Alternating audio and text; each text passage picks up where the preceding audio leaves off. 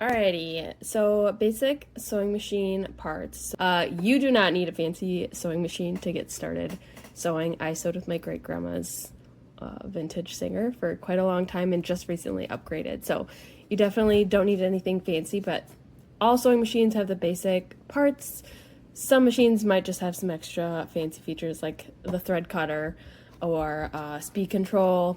I do really love this feature, especially for beginners if you can find one with that, but it definitely is not required. So my machine has a little on switch on the side. This is a computerized machine. Some machines are manual, so you will see things like the tension discs and dials on the outside. So this one you can't see all of those parts, but in here there are tension discs. These are really important feature to sewing because that controls the tension on your thread as it's going through. You can see our tension dial here. So starting at the top, we have where your spool goes up there. Some spool holders are sticking straight up. Sometimes there's multiple spool holders, but you want to look for that. If you have an angled spool holder, you'll definitely want to have a cap on there so it doesn't get pulled off. And then I'm gonna take you off my stand here. Woo. If you're lucky, your machine will have it really clearly labeled on how you thread your machine, but it's really the same for all machines in general. So it's gonna go around a hook of some sort here. It's gonna go down through our tension disc. It's very important that your presser foot is up while you are threading your machine because that opens up the tension disc here. If your presser foot is down, I don't know if you could see that really closely in there, watch. Right in here. You see that little bit of a movement in there? When it is up, those tension discs are open. When it is down, they are closed. So if you're threading it with your presser foot down, your thread's not going to get nested in there correctly and you're going to have all sorts of tension issues. So always make sure that your presser foot is up while you're threading a machine. So we go down through the tension guide, hook around here. You can see my 3. It's going to go up. So this is another important piece. So when you're threading, you always want to make sure your needle is in the upmost position. Mine has a needle up, needle down feature, so that's just a quick way to do it. Otherwise, you're just going to come over here to the hand crank, and you can hand crank it up into the most high needle position, and you will see it because that brings up this thread guide here. So you can see when I put my needle down, that goes down.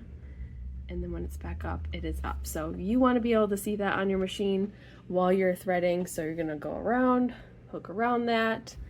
It's going to come back down. I'm going to zoom in here for you. Just a second to focus. Okay, we're focused again. So down here, I'm going to take this thread out. Mine's already threaded. So we're going to come down here. We've already gone up. We've gone around. We're coming back down. Mine has a little hook here. Now here's where it varies a little bit for different machines, but just be looking generally for, usually there's 2 different hooks. So a hook there, and then I'm gonna hook right there. These are actually really important. Sometimes these get missed, but that is gonna throw off the tension while you're stitching and you're gonna end up with bird's nests. So once you have that down here, you can just manually thread it through the eye of the needle. You can, there's a couple different like needle threading tools. You can totally just do it manually. I would like to just freshly clip it so the end's not frayed and it helps it go through the eye of the needle easier. But you might be lucky to have a needle threader tool. A lot of people don't know what this little guy is. I've seen some people have it on their machines and never touch it because they're not sure what it is. This is a needle threader. So you pull it all the way down. There is a tiny little hook that goes through the eye of your needle that's gonna pull that thread right on through, so you don't have to fiddle around with trying to get it through that tiny hole. So there are a couple different types of auto threaders. This one is one of my favorites. It's very simple and easy to use. Your thread's just gonna get wrapped around that hook here, and then you're just gonna hold it straight across. Let's see if I can zoom in even more for you. So you can see it going around here, and then I'm just holding it straight across. There's a little hook right here as well, and then you just push that up and it pulls it right out the back for you, and then you can push that to the back.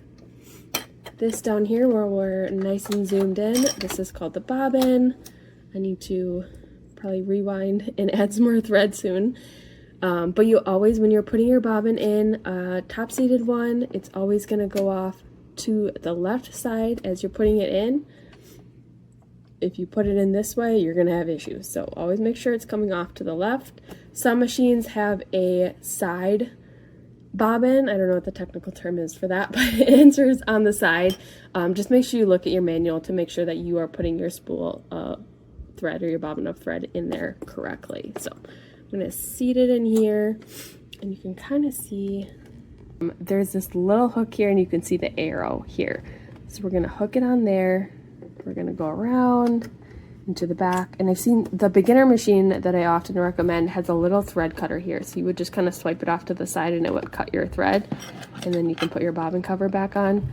I always just throw mine to the back here, and this will show you as well. So it's showing you that the thread is coming off to the left, and that is how you are wrapping it around there. Put that right back on. Going back here, you can see that I have my 2 tails of thread, so I'm going to hold on to the top thread,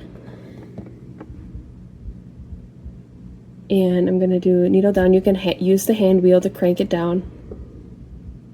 Sorry for the jiggling. And back up, and you can see that swiped that around, and that's going to pull up that bobbin thread. See that little loop there? We're going to pull that out. You can use the scissors or pliers or whatever you got to just pull that out. So now I have my 2 things on top, and we are ready to sew.